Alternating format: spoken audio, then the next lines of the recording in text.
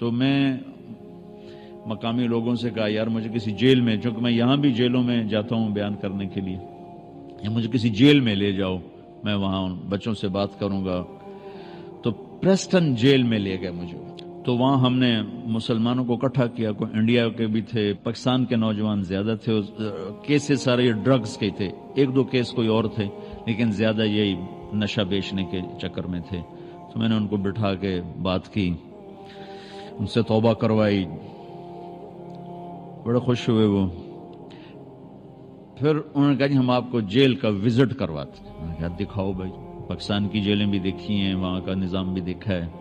میں جب یہاں جاتا ہوں جیل میں تو وہ جو یہاں سمنا جیل ہوتا ہے اس کے لیے پورا وہ گارڈ آف آنر ہوتا ہے، سپاہی ہوشیار باش۔ ان کا سمنا جیل آیا اکیلا، کوئی آدمی ساتھ ہی نہیں،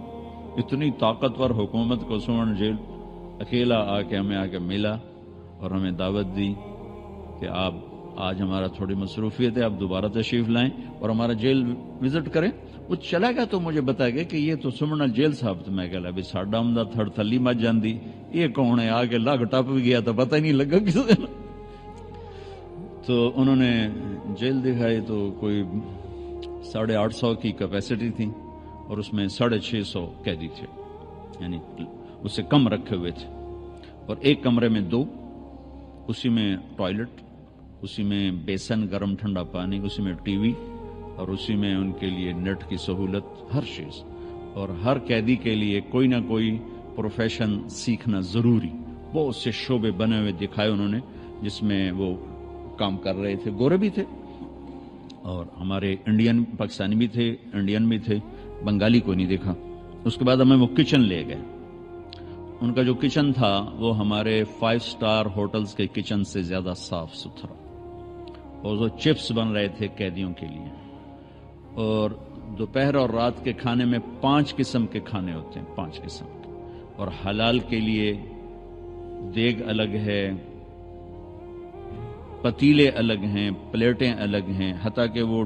چمچ جس سے سالن نکالا جاتا ہے وہ چمچ بھی الگ ہے، حلال، مسلمانوں کو حلال پرووائڈ کرنے کے لیے۔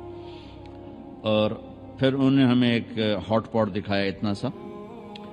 وہ 150 پاؤنڈ کا تھا وہ ہاٹ پاٹ، 25,000 روپے کا ہاٹ پاٹ، کہ یہ اس میں مسلمانوں کے لیے رمضان میں ان کو سحری اور افطاری کا کھانا گرم ملے، یہ ہاٹ پاٹ بنائے گا۔ چونکہ سحری کا ٹائم ان کا کھانے کا ٹائم نہیں، افطاری کا ٹائم ان کے کھانے کا ٹائم نہیں، تو پھر وہ کھانا اس میں رکھتے ہیں جس میں 8 گھنٹے کھانا گرم رہتا ہے، جیسے دیگ سے نکالا تھا ویسے گرم ہوتا ہے، اس لیے اس کی